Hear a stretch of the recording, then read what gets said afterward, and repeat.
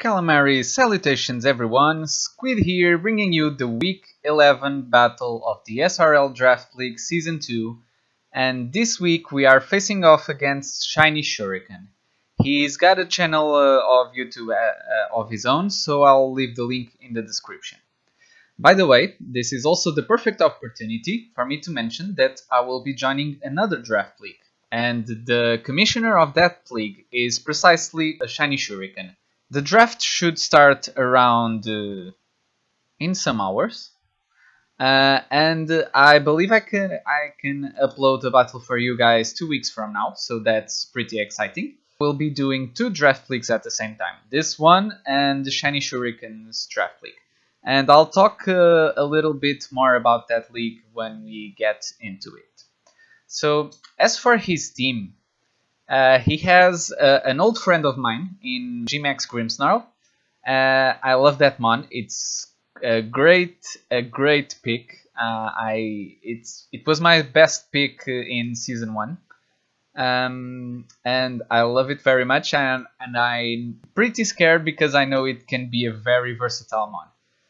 Next he has Mimikyu for his S tier, Cloyster and Gudra, Galvantula, Inteleon, Hitmonchan, Quagsire, Salazzle, Ninjask, Vileplume, and finally Deonix.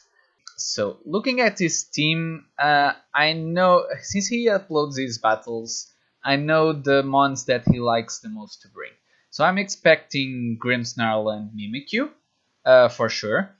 He hasn't used Gudra lately, but he could be good against my team. And I'm definitely expecting Galvantula to set up webs against me. He likes Inteleon very much, so he might bring it, and then it's a toss-up between Hitmonchan, Quagsire, and Salazzle. I don't see the bottom 3 mons coming in. So, as you noticed, this battle has already occurred. I'm doing a post-com this week, because it was already very late when we battled, and I wanted to still upload the battle. So, what did he end up bringing? The Galvantula as I expected, then Hitmonchan, Grimmsnarl, Mimikyu, Inteleon, and Salazzle. My team is pretty standard, I'd say, nothing too fancy. I think the most fancy thing I did was put Qwilfish on special attacks, because I have Acid Spray that can lower special defense of opponents, especially the Quagsire, since it doesn't care about boosts from the Lucario.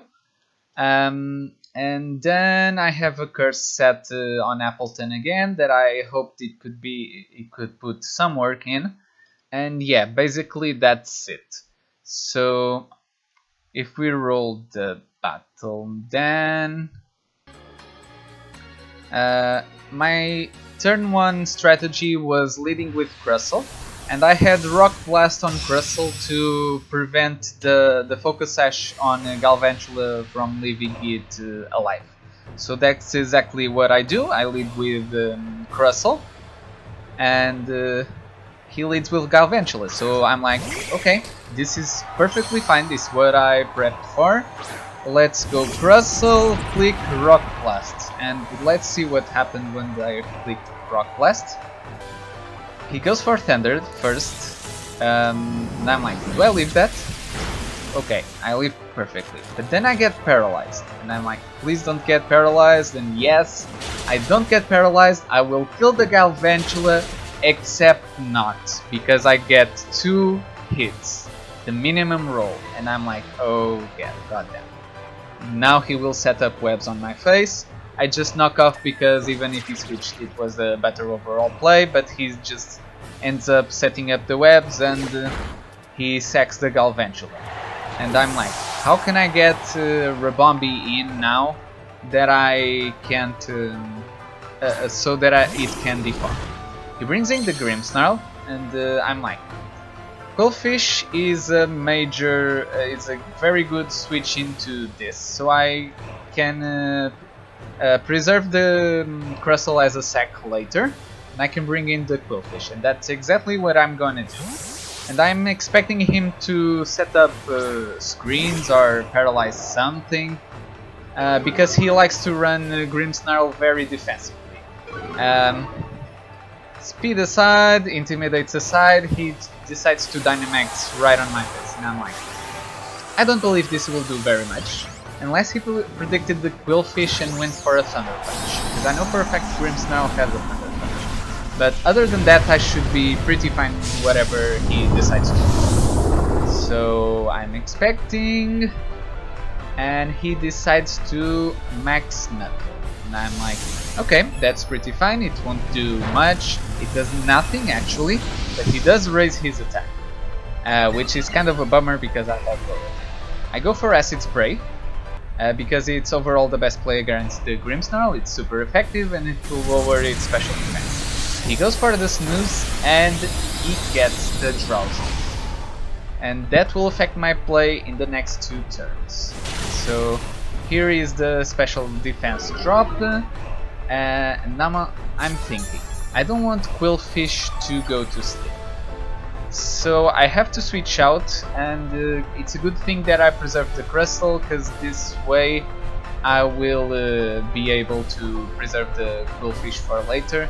And the Crystal was already dead weight, so it doesn't affect me very much.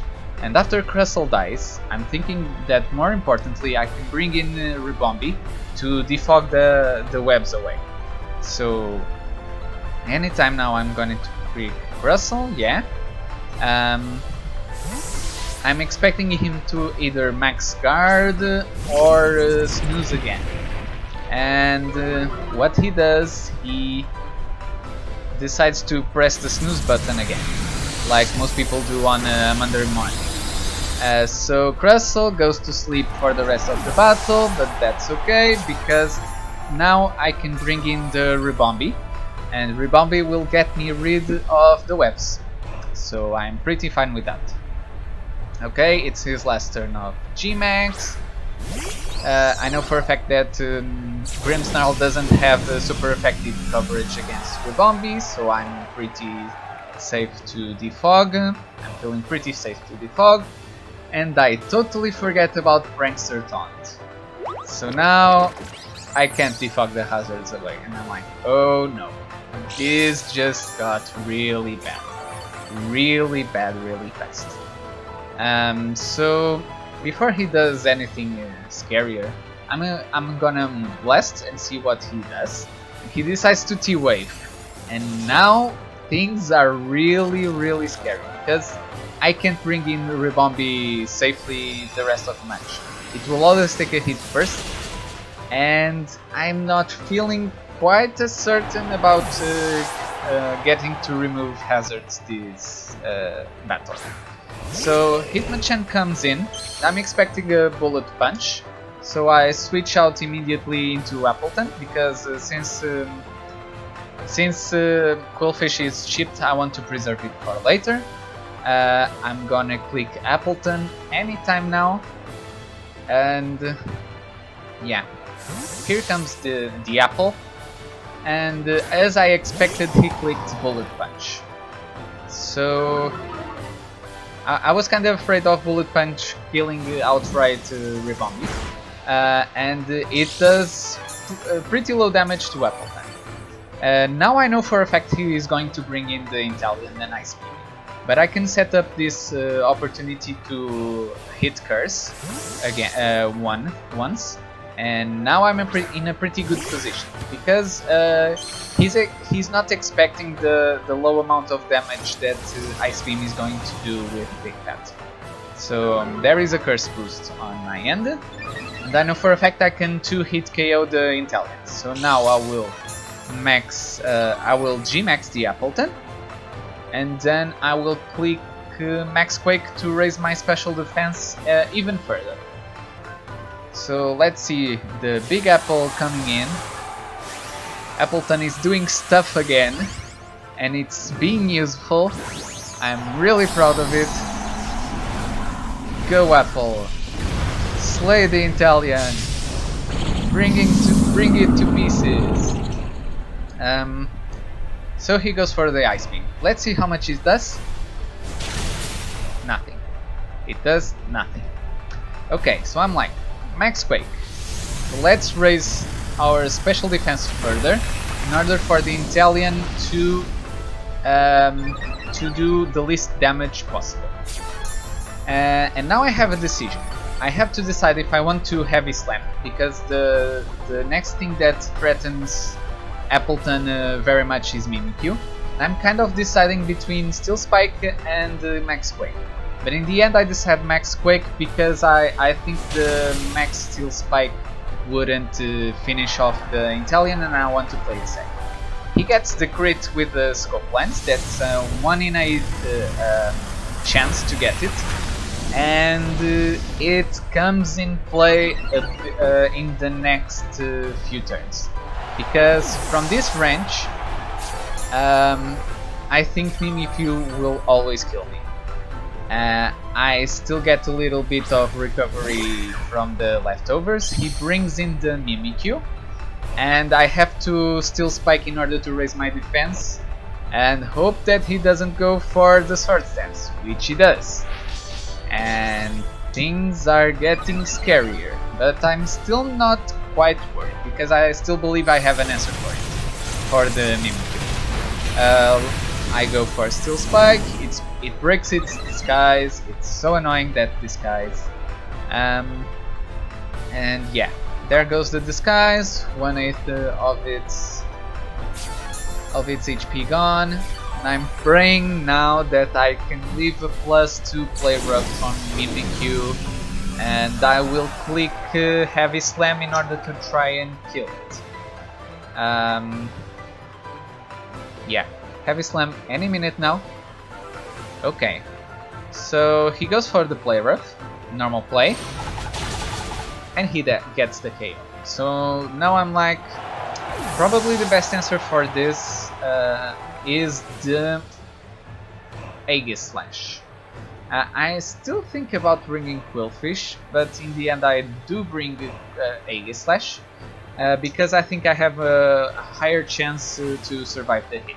Because Quillfish is chipped, and I'm not sure it will KO from this range.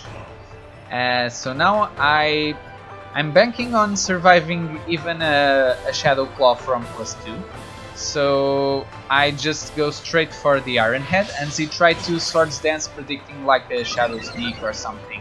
Or probably the King's Shield. No, he predicted the King's Shield in order for me to lower his attack. But I know I'm pretty confident that I can live at +2 hits, so I just go straight for Iron Head and get the KO on Mimikyu. And that's a relief because Mimikyu could be a very big threat on my team. And it's at this moment that Salazzle comes in. And when Salazzle comes in, I'm like, wait a minute, I don't have any answers to this. I have to go King's Shield first, for 2 reasons. First, to maybe survive a hit from the Salazzle, and secondly, to scout what it would do. It goes from Flamethrower, and I'm like, I think I can leave a Flamethrower. So, but I can't KO it in return because of the moves I have. I had to have a Brick Break because Grimmsnarl would pretty much click screens on me. He likes to use Grimmsnarl as a screen setter. So I think very much about it, and in the end I decide to go for Iron Head because I think it's overall what will deal most damage to it. He goes for the Flamethrower. Do I survive the hit? Yes, I do. So let's go for the Iron Head. By the way, I went Iron Head and not Shadow Sneak, because if I went Shadow Sneak I would die from the Flamethrower for sure. He activates a red card, and I'm like, red card? And the worst of the worst situation comes in, Rebombi, and in a last desperate attempt I try to defog away. I'm thinking if it's worth switching into anything, but I end up defogging away trying to defog the webs away so that Lucario can at least have a chance against the rest of his team. But unfortunately, since because of the paralysis, Because of the paralysis, he ends up moving faster than me, and at this point I'm kinda screwed. I'm thinking, how can I deal with this Celeste? And as a first attempt, I tried to go into Aegis Slash and go for the Shadow Sneak, as I wanted to in the first place before the red card activated. So I do just that, the speed falls once again. I'll go for the Shadow Sneak to try and chip this as much as possible, get a lucky crit eventually, I don't know. So I just go for the Shadow Sneak, and what I end up doing is getting into 1/3, and I'm like, oh boy, this will be rough. The 3 minutes timer comes in, and at this point I start panicking out because we're running out of time. I bring in the Quillfish as a last ditch effort because it's the only thing that can potentially survive a hit from Salazzle, even though its special defense isn't that great. He goes for the Sludge Wave, and I survive the hit, so I'm like, yes, still have a chance. Do I? I end up knocking out the Salazzle. There goes the Salazzle. And now comes in the Hitmonchan. And I'm like, please Quillfish, please survive a hit. Please do it. Survive the hit, otherwise I'm doomed. And he goes for the Drain Punch. And because he is choice banned, he ends up killing me.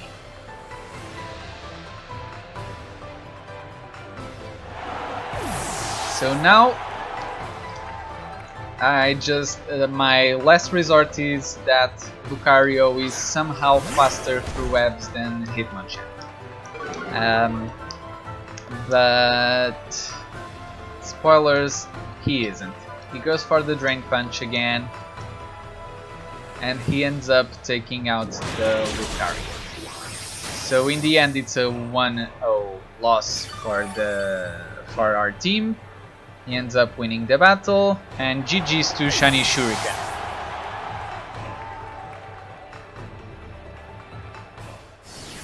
So I want to talk a little bit about the regular season. We ended up in a 4-7 record, which is not great, I'll be honest. I was expecting to get more wins in the regular season.